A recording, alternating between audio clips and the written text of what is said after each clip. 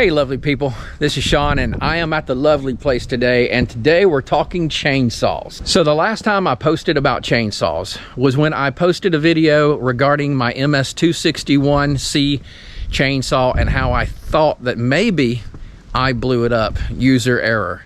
And it said here, the title was STIHL MS-261C chainsaw motor ruined, less than a year of use. You wouldn't believe the number of comments that I got and all of the amazing information and advice. And today I'm going to go over a lot of that advice for you. And so this video is really some of the basics for a new chainsaw user, which is me. Sure, I've had it now for a year and a half, and I guess I ruined the first one, and now I've got a new one, and I don't ever want to cause that problem again if it was me. But we're going to talk about some very basic information and some not so basic stuff that you should know. And one of the comments, and I'll go over some of these comments because they're extremely important and valuable, but one comment said, you know, before they sell a chainsaw to somebody, they should really, you know, make it a training scenario so that you have information and you're not just going out there blind, because chainsaw is a dangerous tool. I'm a gun owner, a gun carrier. I was in the military. I grew up with guns. Prior to that, I grew up hunting and target shooting and I don't know, just protection, whatever. But you don't just pick up a gun, throw it on your belt and go out without knowing what you're doing. When I was probably, I don't know, 11 years old, I took a hunter safety course as a kid, and that stuck with me. You've got the 10 commandments of gun carrying, and so, or using a gun.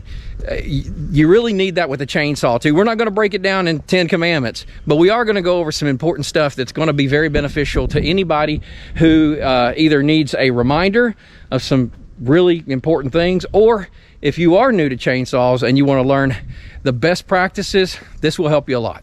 So again, this video is due to the fact that I had so many viewers commenting about what their recommendations were for my problem that I was encountering, or problems. So we'll go over that. But this video is dedicated to you, the viewer who knows about chainsaws. I think it was in the description or the title of that previous video. I said, come on chainsaw geeks, let me know what you know. I need your help. And man, you guys chimed in, so thanks for doing that. This information is going to be in no particular order, and so it's going to be just bam, bam, bam. We're going to touch on some comments. We're going to do some of this stuff, look at it, and talk about it. But yeah, this is not necessarily the order of priority, but let's get going. All right, so before we get rolling, I will tell you this, that the problem that I discussed in the previous video, and we'll attach that video somehow to this one, but the problem that I was telling everybody about is that, number one, I had just gotten a new chainsaw because the previous chainsaw, the MS-261C, apparently the pistons were scarred, and pretty much the engine was just ruined. And so they ended up giving me another one. It was still under warranty, and people who chimed in on the comments said, you know, you're very lucky that you got that. Whether or not I caused it or it was just, you know, a lemon, I don't know. But the bottom line is I do have a new one. So I was trying to figure out how that could have happened. And so there's some good information about how that could have possibly happened and how to make sure you prevent that. The other thing, and this is the one I think that got the most attention, was the chainsaw was cutting crooked. And so I started noticing that not long before I ended up realizing that this thing had too many problems to continue using.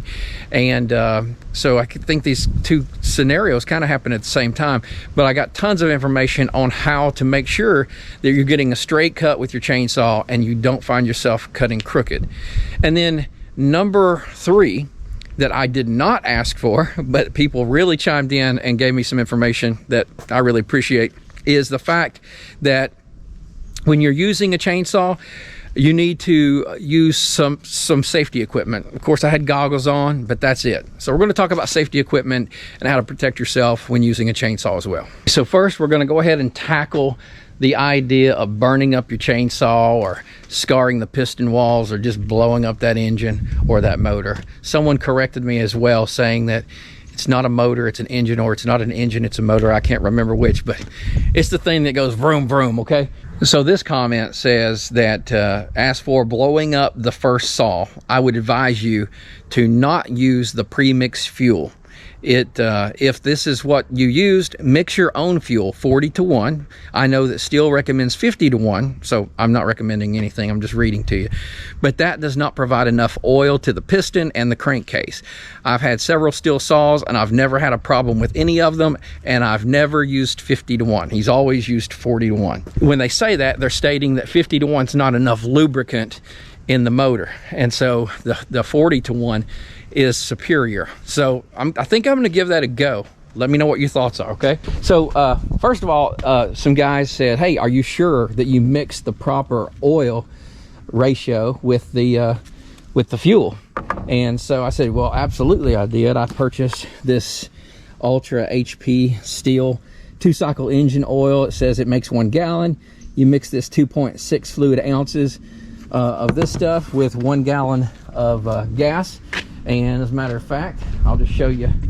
This is the gas can. I said I have 1 gas can that's completely dedicated to that, and I use that same gas can when I'm also putting gas in my leaf blower. So this is another product that I have. It's the Moto Mix. This one is also a 50-1 fuel ratio, and it's I guess a 93 octane, it looks like.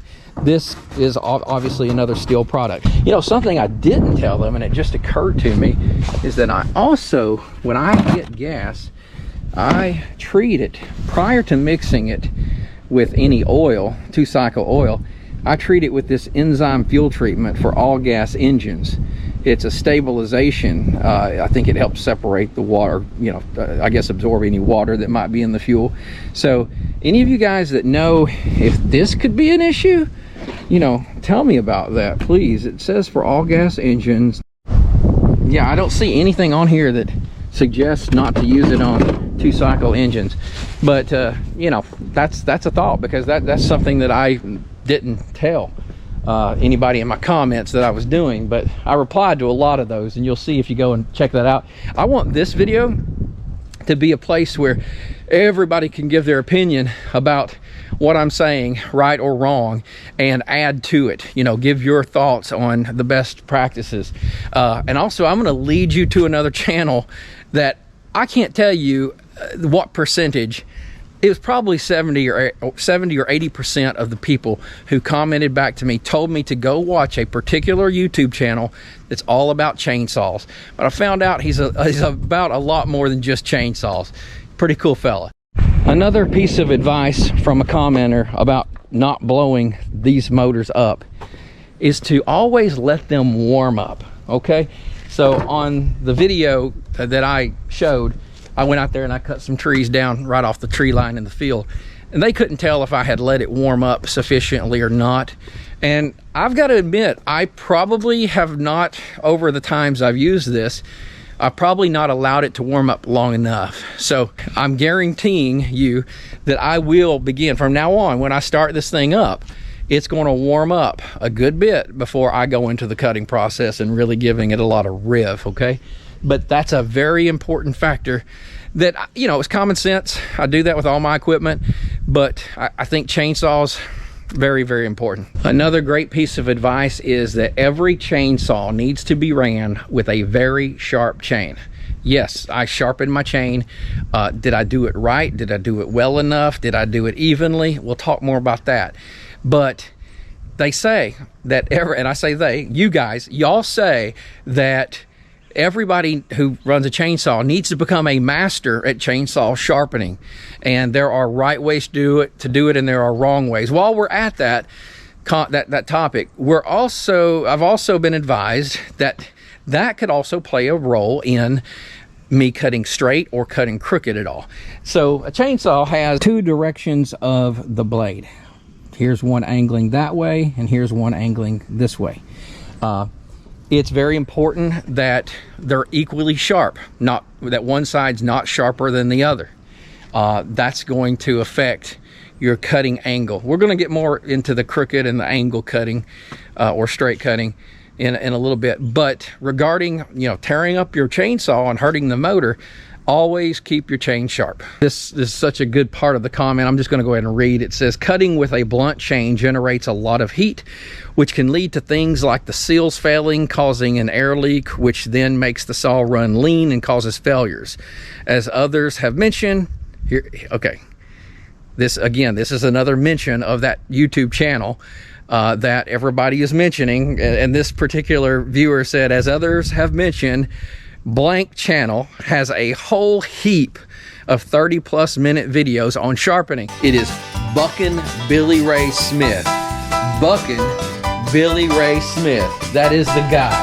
And he's got great videos, and you should really check him out. Go over there and subscribe and like his channel. He'll teach you a whole lot more than I can teach you.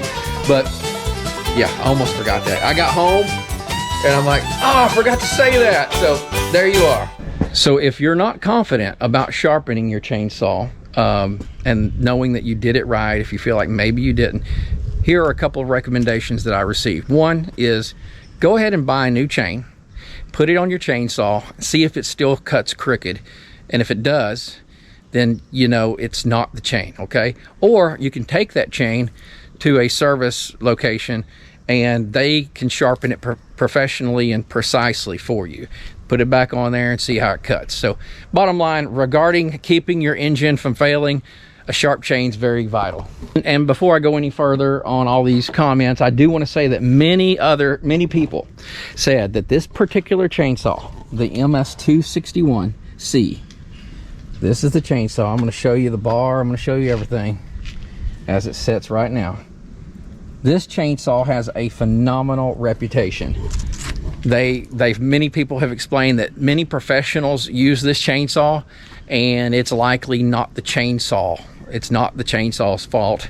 In fact, one viewer said, hey, if a chainsaw that's newer goes bad, it's 99.9% user error, and very likely the case.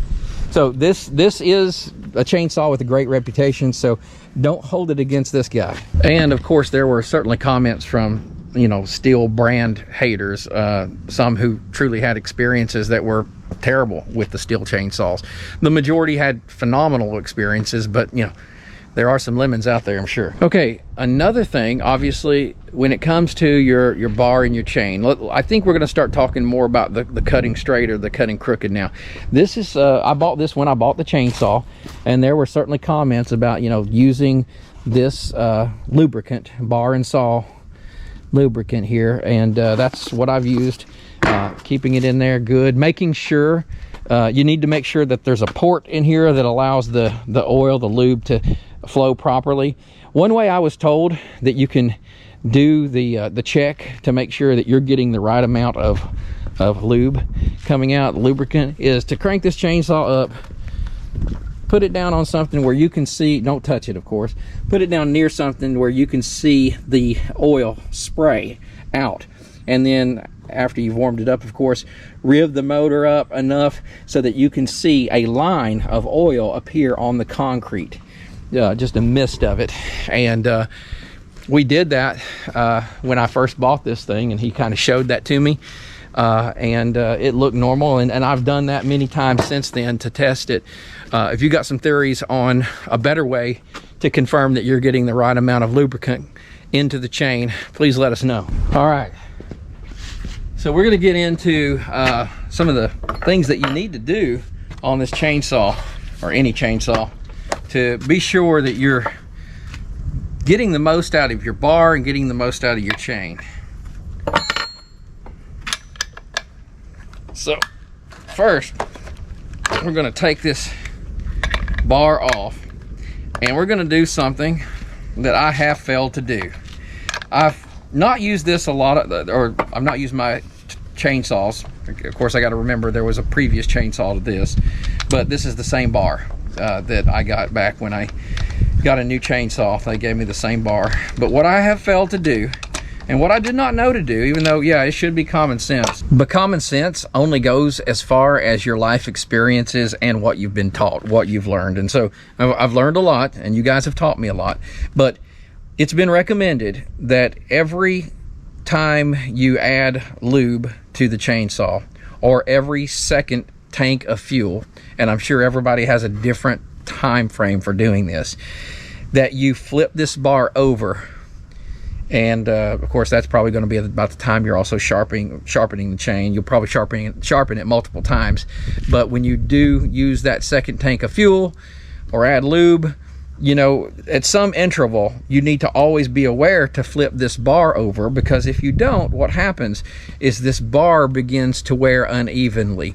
Again, go back and read the comments, but when you're pushing down, and you really shouldn't push down, you should let the chainsaw do the work, but when you're holding the chainsaw and you're somewhat pushing down on this, it's putting more pressure on the bottom of this than it is on the top. So in order to make this bar wear evenly, you're going to want to flip it. So we're going to go ahead and do that now.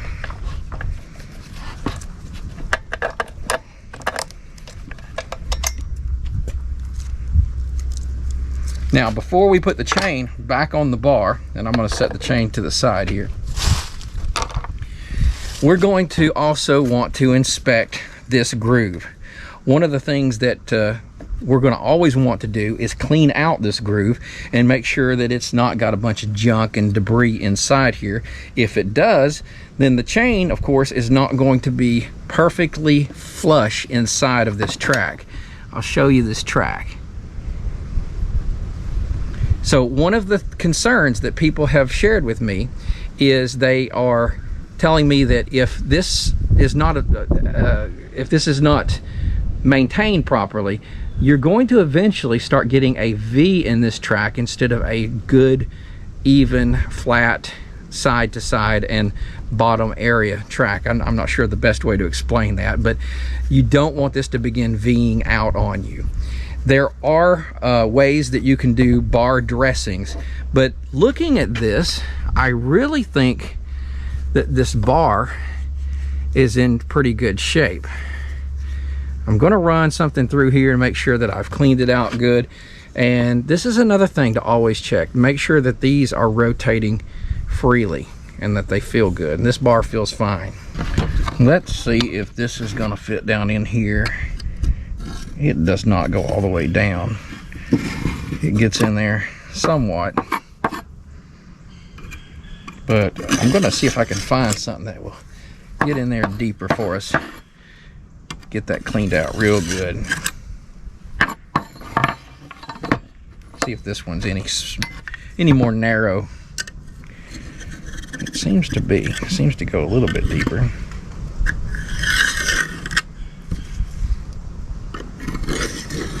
So while I'm doing this and while I'm sharpening, we'll talk about some of the other comments that were presented to me. One of those comments was that I am left-handed and I'm using a right-handed chainsaw for left-handed or with left-handed use. I think it's true. Maybe on that last video, it had been a while since I'd picked up the chainsaw, because as I mentioned on that video, it'd been 2 months that it was in the shop. I had just gotten it back and I was just trying it. It's possible, being left-handed, that I picked that thing up, and I'm pretty sure, I haven't went back and watched, but I trust you guys to know left from right. I probably cut it with my left hand on the trigger. Prior to that, I was training myself, or trying to, and you can go back and probably see it on other videos, where I was using my right hand as the trigger hand and holding it with the left hand. I obviously made a mistake if I did that, and that very well could have been some of the reason that it felt like it was cutting crooked. However, I believe initially when it felt like it was cutting crooked, I was still in the habit of using the right hand. So I'm not going to make that mistake again. I think that is an important one. If you're a lefty, you just need to train yourself to use it right-handed. And from the start, that's what I was trying to do. Here we go. This screwdriver gets pretty deep in there. I'm looking, I can see down inside that groove.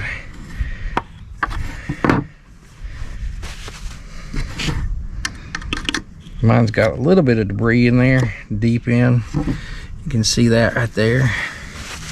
It's good to get that out. I just thought of something as I was doing that. I think someone also told me never drag it up toward this section here. Always start up here and drag it away from it. You don't want to get gook up inside of that.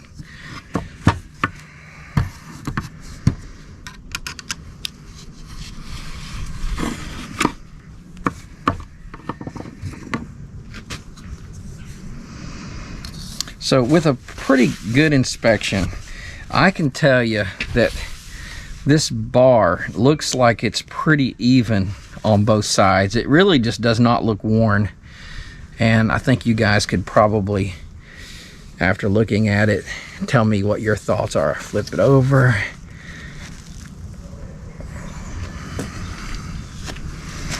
I think we're probably pretty good. So you may remember when I took this off, the word STIHL was facing upward normal so that it could be read. So it's going to be flipped over this time. And that way, that'll help you remember if you flipped it recently or not. You can kind of just maybe make a note of how long it's been in that position. So first things first, I'm going to get the bar put on. So I wanted to clean this up just a little bit before I put the bar on again this time. And since this is a video of basics for chainsaws, I'm going to go ahead and just basically show you how to put the chain on and the bar. And why would I do that? Because when I bought this chainsaw, I did not know how to do it. And so I remember the first time I did it, and I've probably only done it about 4 times now. It was, you know, questionable. So let's do this together. And, you know, you guys can point out any errors that I might be making so I can learn from it, and so can everyone else. There's probably a smart way as far as like what to do first, second, or third. But I'm going to grab this chain. I'm going to go ahead and think about the direction the bars are going to go, and I'm going to put it upside down. I'm going to put this chain over my bar, and we want to make sure that we're putting it on in the proper direction, and I believe I'm doing that. What we want to make sure of is that as it spins, it's spinning clockwise if you're standing to the right side of it, and we're going to make sure that these blades are going that direction, and it is. It looks like we're in good shape there. So I'm going to feed it into the bar, into the groove here, best I can. Now this video is not going to go into cleaning up this bar as far as dressing it and fixing it, but when it wears down, if it does get that V in it, or if it starts wearing unevenly, I did read comments that says there are things that you need to do to this bar, or you need to replace it. But I think there's a lot you can do to it to make it so that you can continue to use it for a good period of time. So now I'm going to just take this open groove right here, and I'm going to lay it over these 2 bolts that are sticking out. And if you can see here, I'm going to put this chain around this sprocket. And that's another thing, is just to keep an eye on the sprocket to make sure that it's in good.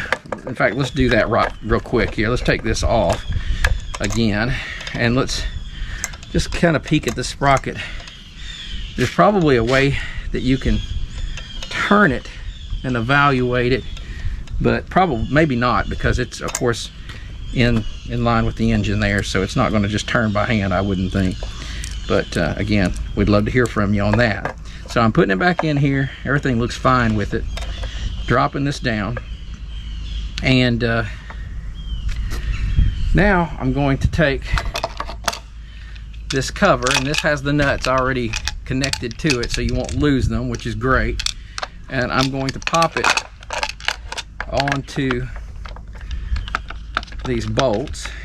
But before I do that, I'm going to need to loosen this a little bit so that I can get a little bit of space, so this can drop down, and this bar can drop down over and allow this pin, that pin right there, allow it to pop through that hole so that it'll hold the bar in place. Okay, so now that we have this meeting up, we're gonna now finally get this on top, and we're gonna just by hand get these nuts started.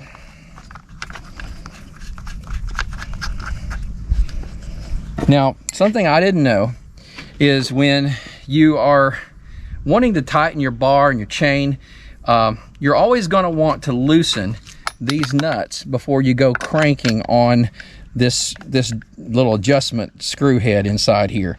If you try, and if you watch my early videos, you'll see me trying to tighten this without loosening these. That doesn't work. These have to be loose, very loose, in order for this adjustment to work. So now that I do have them on a little bit, I'm going to go ahead and just give it a little bit of a tightening. And what this is doing if you look up here on the bar, what it's doing is it's going to make this chain come in tighter. So I'm going to do it right now. It's pulling the bar upwards. You can see that. Now, a lot of people have a lot of different opinions on how tight the chain needs to be. And one thing that can also affect your motor and your pistons and affect, you know, you really hurting this motor if you're running this chainsaw with the chain too tight. So you don't want to do that. I was told by the dealer when I first bought the chainsaw that it needs to look about like this. When you're pulling it out, it needs to not really have a gap like this does, but it needs to pull out that the teeth are still up inside the groove, if you can tell. Let's do it on this side. See how it's right now outside of it? It needs to be so that it doesn't come any further out than the teeth, so that they're still inside there a little bit. And I always judge it on the low side. And so I think we're about where we need to be on the tightness of the chain. So now I'm going to go ahead now and get these tightened down. And I just like doing it kind of evenly, doing one side a little and then doing the other side a little bit until it feels like it's good and tight on both sides. Still very loose, as you can tell when I was tightening the chain. Now, after I get it good and tight, and I'm going to go a little tighter, I just want to check this once again. To me, this feels a little bit too tight, and you guys might be able to judge by looking at that. I'm just going to see if I can loosen it a little. Even though these are tight, I'm just going to see if that will help at all. It doesn't help a tremendous amount when I have these tight, so again, I'm just going to loosen these. Feel of this, bring it back just a tad. If tad is a word. Now it's a little bit too loose if you're asking me, just based on my opinion, and that seems to be about right. Tighten it down.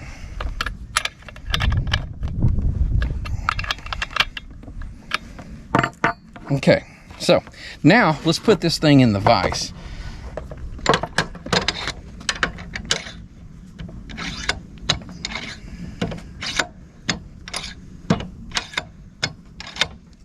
Okay, now my bar's in the vise. The chain is not touching the vise. Something that you should be able to do is move the chain when the bar is in the vise with something like this without a lot of trouble. If you can't do that, then your chain's probably a little too tight, and mine seems to be too tight here. So let's do this. Let's loosen this up a little bit. You can tell I'm still learning. And now I'm going to loosen it up a little bit more. Now, you just heard that. I clicked this off. So I was obviously not able to move the chain. See how it's moving now? Because this was pushed forward, which is another thing that I'll tell you about when we talk about safety that we need to always focus on, is dealing with this bar right here. So now it moves really easy. So let's get it back to the tightness that it needs to get, and we'll know. That's good that I made that mistake. We can all learn from it. Except you guys who already know, and you're sitting there watching and just cringing as I'm doing these things. But hey, I bet when you were 6 years old, you did the same thing. I just happened to start chainsawing much later than you did, all right? Okay. That feels good. That feels good. Now, okay. So this now pulls very good, and as we sharpen it, we'll just go from one to the other. Now, speaking of sharpening, I did not know this previously, but what I discovered is that there is a unique color link in this chain. It looks gold or yellow to me. Is that yellow? I'm colorblind. It's yellow. Kinda, it's more toward the yellow. More toward the yellow. And last time, and what I had seen done was somebody maybe take a Sharpie and write on it. I took a piece of tape and put it on there, but I'm just going to use this as my guide to know where I started sharpening and where I need to stop. So what I'm going to do is I'm going to start with this tooth right behind it, or this blade right behind it, and I will be bringing it this direction as we go, and then of course I'll go to the other side and do the same thing, but I'll stop when I get to this blade. That way I know that I did them all evenly. And getting them sharpened evenly is the key. And it's not just about sharpening the blades, but it's also taking down the depth gauge. And so this is the depth gauge right here. And there's a corresponding depth gauge for each and every blade. Depth gauge blade, and so on. And you have to get really good at sharpening the blade and getting the depth gauge down to the corresponding level of the blade. And they all need to be even on the whole chainsaw. That in itself will cause a lot of problems as far as crooked cutting or just not getting a good cut. Now, I purchased a tool that a lot of people commented on, and this is the tool that I purchased for sharpening the saw chain. And this is the 2-in-1, and this is the STIHL brand chainsaw sharpener. Now I want to show you, you've got the flat file here for the actual depth gauge. I think people call them rakers also. And then you have this round file on each side for each side of the chain actual blade, and that goes under and sharpens it. And you'll see how I do it. This has a certain arrow right here that shows the direction it needs to go. There's the arrow right there. And it also has this angle right here, and I believe it's 30 degree. And then you'll see a red line here and a red line down here. And that's the angle that it says that you need to maintain as you're going across the blades, so that you're getting the blades sharpened at the correct angle. If these angles get off, you're not going to cut correctly, and it may actually cause it to curve and give you a crooked cut or a bad cut completely. And so, yeah, there's a lot more to this chainsaw stuff than I ever imagined. I thought you put some fuel, oil, gas mixture in this thing, make sure it's lubed, and get to work. But yeah, I've learned a lot. So here's my gold link right up here. This particular blade is going to need to be sharpened from the other side. So I'm going to start right back here on this one. This is my angle that I need to be parallel with the bar, okay? This angle right here, along with this and this particular line, this red line and this red line. I can see already on this particular chain, if you can look down in here, this file is going to be hitting this tooth, and this file here is going to be laying on top of this raker or this depth gauge, and it's going to be taking it down as I'm going across and sharpening this tooth. It does 2 steps in one. Now come on up here to me. Some of the people who saw me using, or well, they might not even seen me on this particular video, but they recommended, some people said this is definitely not the way to go. You need to do the old style, the file. There's 2 different files. You use one for the raker, you use one for the blade. Other people said that that's all they've used is this, and it does a great job and they love it. Since this is what I've got and I put a few dollars into it, I'm gonna try to get really good at this and hope that I do become successful using this. If you don't already have this, I'm not sure which way to direct you, but guys, in the comments in there, just go ahead and give us all the information you know about the best tools to use in sharpening your blade. So let's get down here and get started. So my goal is to evenly do this and to keep it at the right angle. So when I'm pushing forward, I'm going to put a little pressure on it, and then I'm going to bring the pressure off of it when I come back. 1, 2, I'm just going to go ahead and give it 3 since we're trying to get a better start here, and I'm trying to keep it at the correct angle. 3. Okay, so now that I've done that, I'm going to pull it up, and I'm going to go to the next one. I'm skipping this one because that's from the other side. And boy, I can tell that I did not have a good angle last time when I look at this blade in here. So that could be part of this. Okay, so let's go again. 1, 2.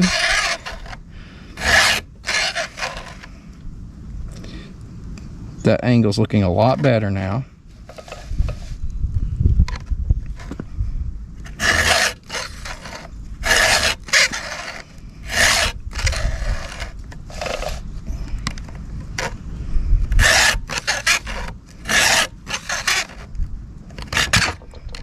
Ooh. Don't want to put too much pressure on it. Let's go back and make sure I didn't. You can see if you look here, check it out. You can see this raker, this depth gauge, where I've dropped it down some. And this feels nice and sticky. So it's definitely doing the trick. And I'm seeing I'm getting a better angle on it than I had before. I also want to focus on staying level. Not leaning it this way, not leaning it that way, but trying to stay level. And I hope I've been doing that. Let's continue.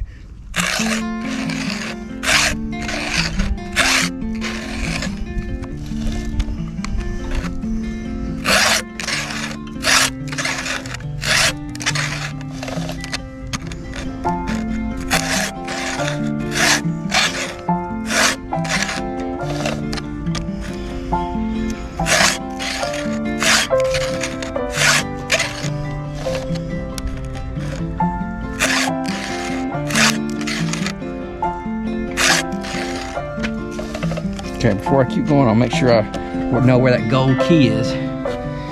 I'm somewhere in between here.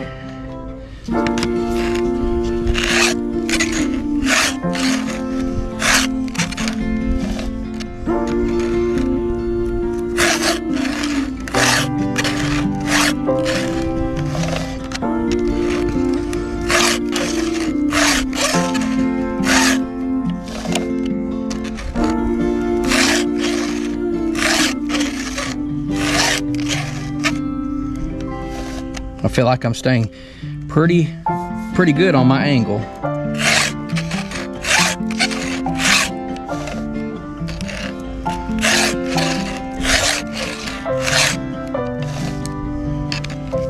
Again, looking for my gold chain link.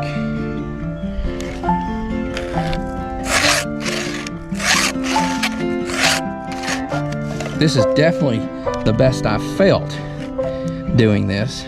I think it's because I'm really focused and paying attention, trying to teach you guys that you might see a lot of things that I'm doing wrong. Let me know if you see it, because I want to improve on this.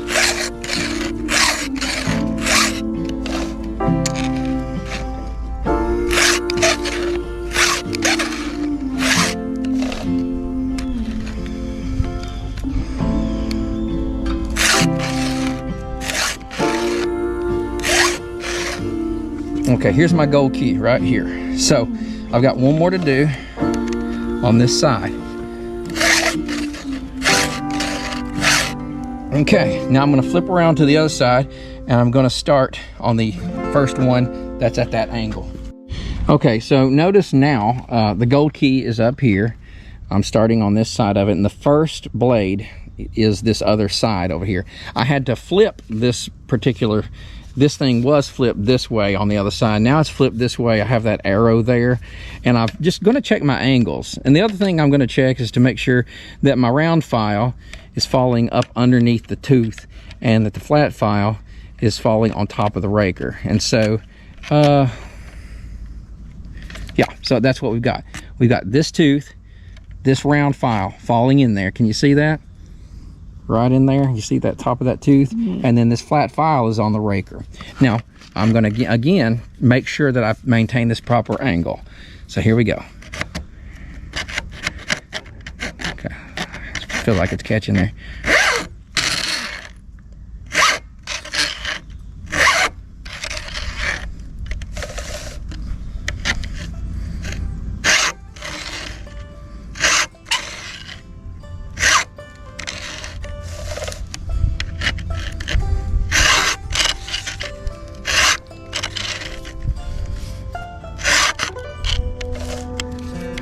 I feel like I do a better job from the other side. And that's something that one of the commenters, or many, might have said, that you might be really good at sharpening from one side and not as proficient from the other side. You got to get good at it, and that being the case, you're going to potentially have an uneven cut, or uneven sharpening, and you're going to have an uneven cut, or crooked cut.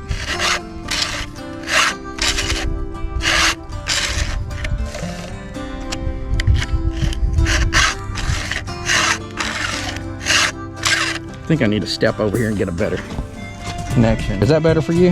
Yeah. Okay, let's get to the next one.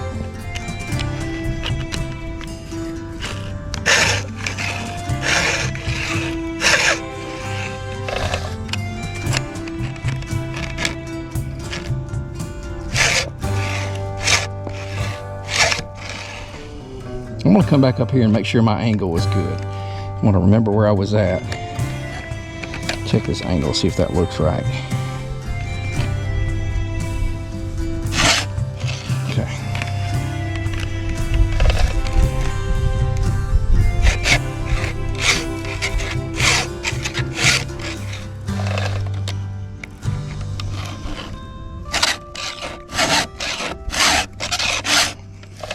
Okay. Feel like I'm missing on this side a little bit.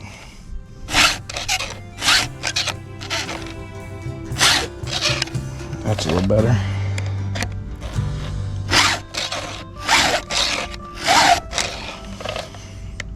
Maybe just slow, smooth strokes.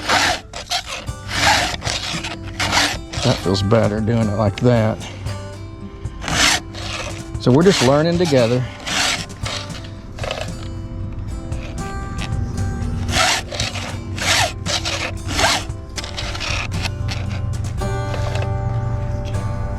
Looking for my gold. I don't think I'm there yet. And why am I caring so much about my gold link is because I don't want to continue sharpening the same teeth over and over again, or I'm going to wear them down too much compared to the rest of them. So I'm trying to stay on top of that.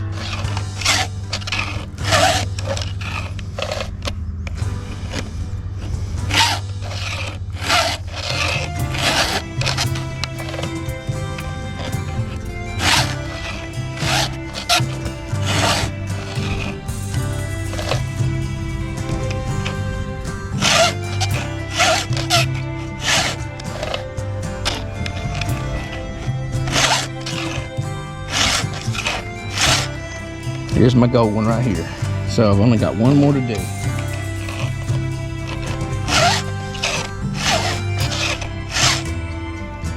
This one was from the other side. So we've got the chain fully sharpened and it should cut like butter now, let's hope.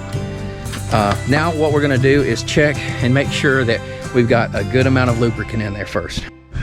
All right, so let's pop these open. Here's my fuel oil mixture. Here's my lube. Lube's still over half full. Let me grab it and add some more to it.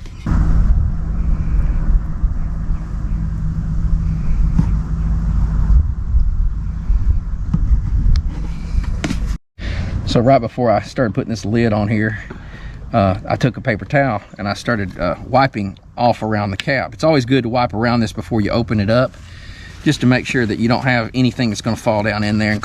Now we're going to go ahead and add our fuel and oil mixture. So this has never been used. This is something that someone actually in the comments recommended not to use, and I think they simply recommended it because of the 50-to-1.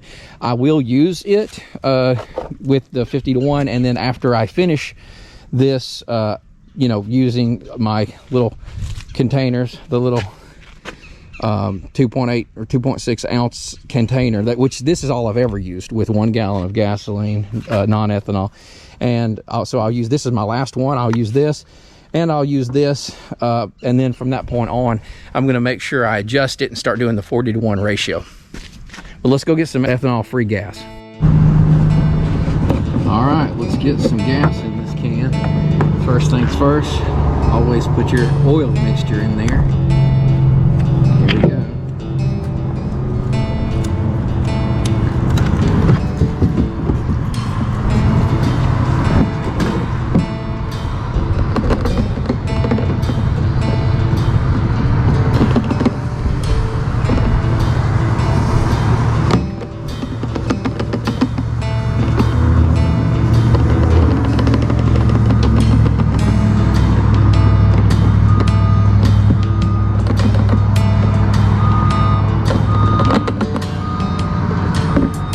The gas. So this is what you want to look for, ethanol free. Normally it's a completely separate hose, and it's definitely a higher price.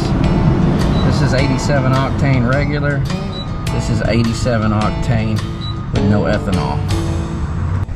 All right, so you saw us, we just got gas, ethanol free. We added the proper mixture, at least the 50-to-1 ratio. like I said, I'm gonna try out that 40-to-1. I think it's probably gonna be better. A lot of people, a lot of smart folks said that. Give this a shake. Just make sure that you've stirred it really good. Well, maybe shaken, but not stirred, you know what I'm saying?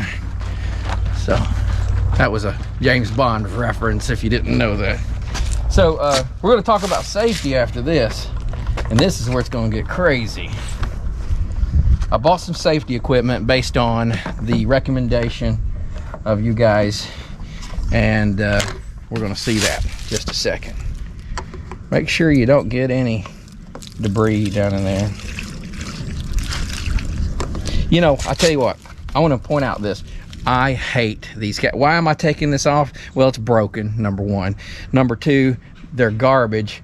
The government made us use these versus the ones we used back in the 70s, 80s, 90s, whenever in the world they made us change to this garbage. But now you can't. I need to order. I think you can go online, maybe, and order the other kind that are the old school types. And you don't have to deal with this garbage anymore.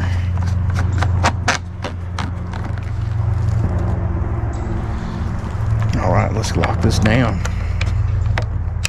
So before we get started on this next segment, I want to say that no, of course I haven't hit all the good points that I need to when it comes to not burning out the motor on your chainsaw, or sharpening, or making sure that your bar is perfect. What I've done is I've been able to throw out to you some of the information I learned. I should go back, and I will go back and read the comments more. You guys should read the comments too, because they're very informative. They're more thorough than what I was able to throw at you on this video. But now we're going to talk about safety. You know, I could pull out my phone, I could say, hey Google, but I don't say, hey Google. I can say, hey Alexa, but I'm not going to say, Alexa. Here's what I do. So what I do is I say, let me get my phone. Oh, it's Siri, right? It's Siri. I don't do that either. I say, hey Jethro, how many chainsaw accidents occur annually here in the United States of America? 36,000 a year occur. They normally don't lead to death. They lead to amputation or severe injury. Dude, that's a lot of injuries. Yeah, I think I'll buy me some chaps. Let's check these out. Okay, so yeah, some really smart people. What's going on? Oh, some really smart people commented and said, get you some of these. So these are UL listed, and they are protection for chainsaw users in accordance with something. I've watched a few videos on these. There's all kinds of brands and there's all kinds of price ranges, but this one's got a cool pocket on it too. These have something in there that will, of course, help when that chain hits it. It tears into this outer fabric and it grabs a hold of the junk that's inside of there. It's kind of like, looks like a bunch of cottony material. It goes up into the chain inside this sprocket and shuts down the chainsaw in an instant, and therefore hopefully preventing you from being a statistic, a Jethro statistic. So here is, I guess, the brand. I bought these on Amazon. This is called Forester Chap 437. There's different sizes. Oh, where is this made? Surprise, surprise, surprise. Okay, so the way this works, I guess you can fold this down because it's got these snaps right here. And on the back, these particular ones have these little clips where you can clip it around your leg. Now, I bought these, I had ordered these after reading a few comments. I already knew that I needed to get these. But then there was a later comment that said, you know, forget getting the chap style and instead get the full pants. I must have gained some weight since I tried these on. I can't get it around me. Let me take off this big heavy shirt. It's getting hot out of here anyway. Check it out. What do you think? Not bad, huh? Look good. Now you can get different lengths. I think I got the medium. There's, I think, a short, medium, long, and I'm right at 6 feet, especially when you add this 1 inch of heel down here. And I don't think you want it to be too long and dragging the ground. I'm also wearing steel toe boots. Someone in one of the comments said you could also consider steel toe. I've always worn steel toe boots. But yeah, I've got these. The next thing that you'll see on me, not in this video, but I've already ordered. It's supposed to be in when, tomorrow or today? Later today? Today. Today is the big helmet with the shield and the earmuffs. That way, if you're cutting on a tree and a limb falls, bam, you're gonna get hit on the helmet, not on the noggin. And of course, I've always worn just you know, safety glasses, but I'll have the shield. And I think the one I ordered has a mesh as well as a like plexiglass or whatever, so that you can pop the glass up, the plexi, and you can just use the mesh so that it's more breathable. In that case, I would still wear eye protection, but I wouldn't get fogged up as bad, I don't think. So we're gonna give this thing a cranking and see what happens. What we've got here is a log that's been down for quite a while after a storm, and I did some cutting, gosh, probably right when I first got the chainsaw, and laid some logs out there, some stumps basically. What I'm gonna do right now, if you'll look up that way, there's a big old dead tree. See that one? That thing I am not touching today. What I am gonna do is just test this out on this big log here, and just see how good it cuts. And this time, as I'm gonna wait till this helicopter goes by, so let's cut it and come right back. What we're gonna do is we're gonna just cut this, see how it goes. Again, I've not cut with this chainsaw in months. We've had 0-degree temperatures since then, so I'm gonna let this thing warm up a good bit. We'll speed you through that, but let's see what she does and see if it feels like she's cutting straight.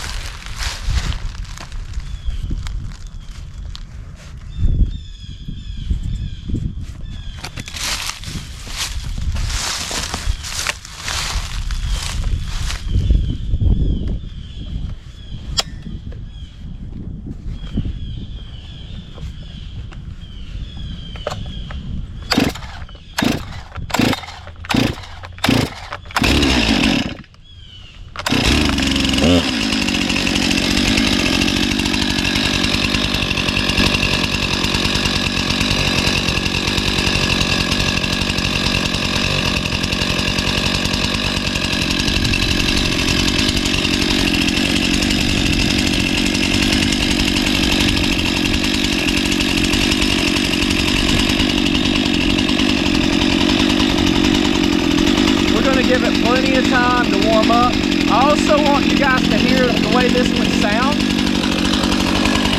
Some of you last time, I think I was about to say this and then a helicopter went by, but were concerned that you couldn't hear the sound of it because I threw some music on the background. We're not going to do any music on this while we're cutting.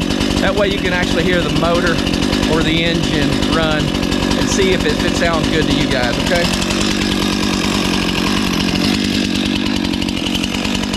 Notice, since I got this pushed forward, I hit the gas here, and it doesn't turn.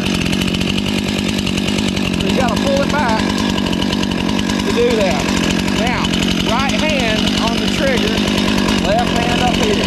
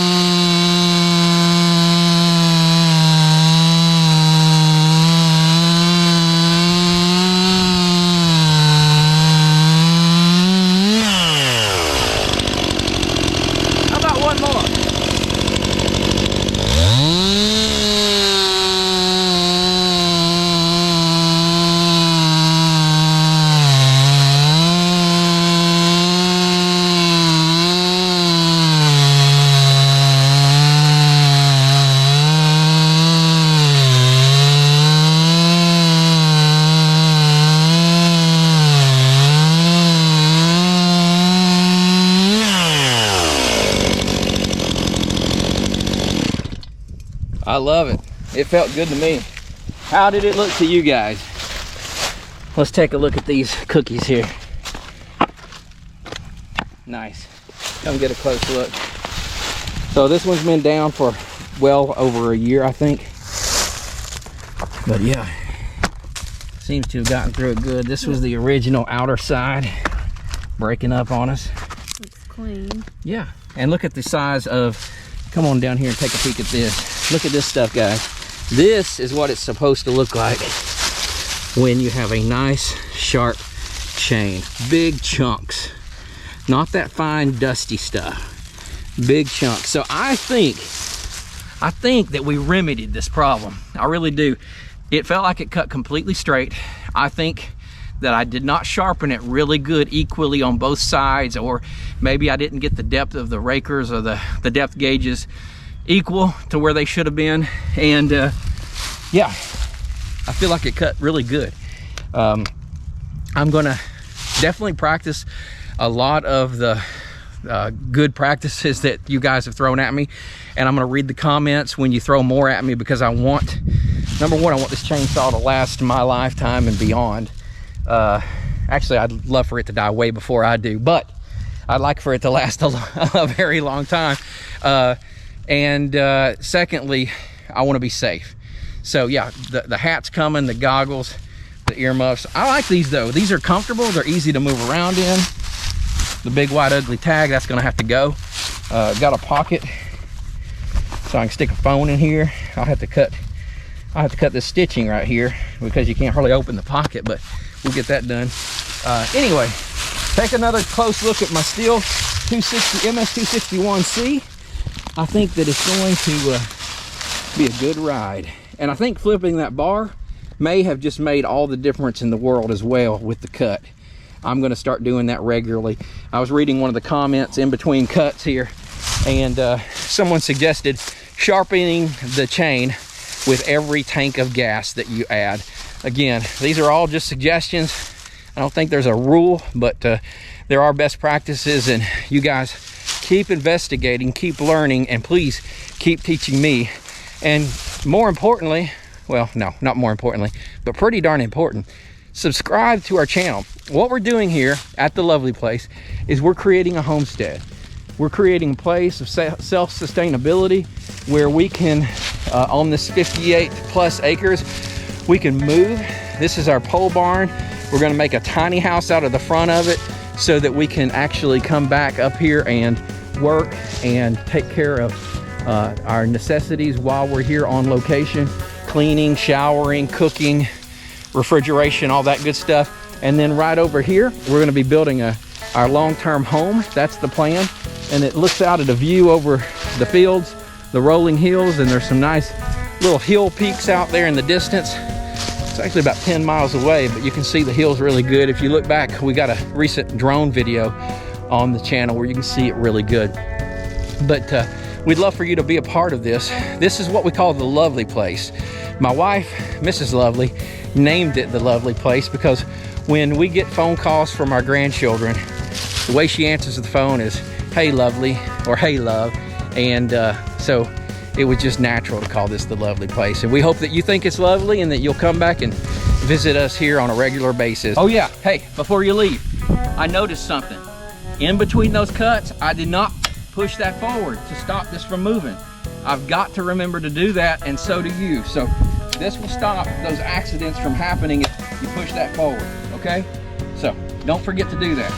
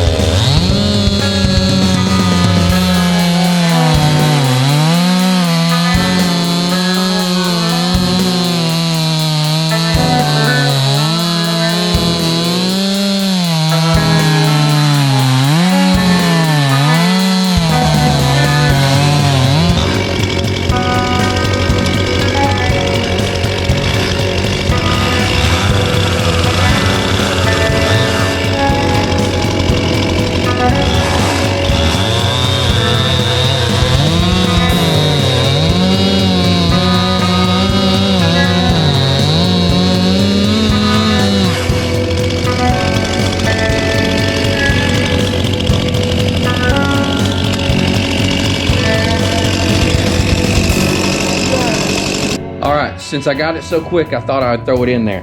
This is the No Cry Forestry safety helmet that just came in.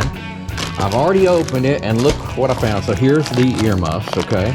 This is the helmet, looks awesome, okay? I'm sure it's gonna fit good. That's something, you connect to it. Then I pulled out this awesome face mesh cover. But then I noticed this. Can you see the scratches here? It came in all scratched up. So I ordered another one. This one's going back. This one just came in. Let's open it up. So before I open the second box, let's talk about the name of this. What a name. The No Cry. The No Cry Forestry safety helmet. No cry, no cry, okay? We do not cry. We're big boys, we don't cry. Let's open it. All right, we've got another one here. It's another No Cry. Check it out. So here are the little earmuffs, the ear protection. Here's the helmet. There's the attachment. Here's our mesh face mask. I like that. That's gonna be cool and breathable. And then let's, oh dude. That one is scratched too. What the crap? Okay, I didn't look at the other one real close, but does this have a plastic film on it or something? I just want you to know that I'm not pulling your leg. Do you see that? Look at this. I don't know if the light's reflecting. Okay, now look at that. This is in the same spot. Something with their machine is causing this to scratch in the exact same spot. Okay. No way. It does seem to have a plastic film on it. Look at this. Oh man. So I am I'm not gonna call myself names, but yeah, I just sent one of these back, or basically said, hey, send me another one and I'll return this one, but I didn't have to do that. Check this out. So there was the scratches right there, and it's just on the plastic film. So now I have a good shield, and you're gonna see this all put together. But yeah, it pays to read directions. Number 2, the clear polycarbonate visor arrives with a thin plastic film on both sides. Remove the film from both sides.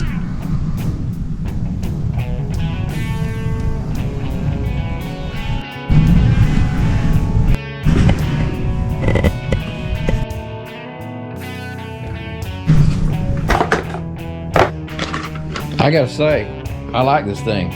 I think it was a great value. Look it up on Amazon, the No Cry.